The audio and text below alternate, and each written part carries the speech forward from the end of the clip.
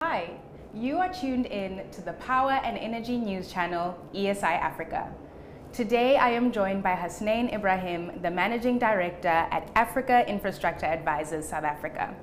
Welcome. Thank you for joining us. Thank you. So at Enlit Africa, you will be speaking about the future of gas. What role do you see gas playing in Africa's just energy transition? So firstly, thank you so much for having me on this program. And just to confirm, I am the Managing Director of Africa International Advisors. So to answer your question, what role does gas have to play? I think it's first important to understand the nature and the context of the energy transition that is occurring and our urgent need to decarbonize. I think with the drive to decarbonize, the introduction of renewables into the energy system has created some structural changes within the system itself.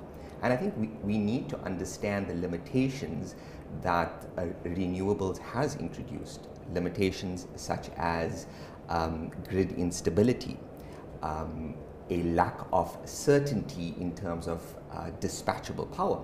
And therefore, the role that gas can play is to truly unlock renewables and renewables uptake on a significant level. And therefore, one shouldn't look at gas as being separate from the renewables agenda, but rather see gas as being critical to enabling large-scale renewables. And what unique opportunities are there in South Africa to overcome energy poverty?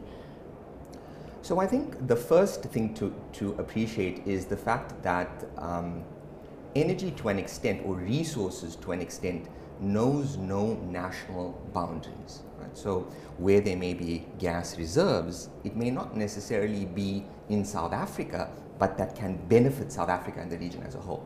Case in point, Mozambique is endowed with some of the most promising and largest gas reserves in the world in northern Mozambique.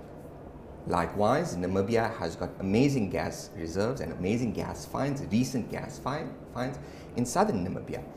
The question should actually be around how can the region collectively unlock its energy potential through leveraging the supply and demand dislocations that exist. That is, South Africa has the potential to unlock significant and cheap gas resources for the benefit not only of South Africa, but for the region as a whole. And what focus areas do you believe need emphasis in South Africa in terms of efficient planning and implementation of investment?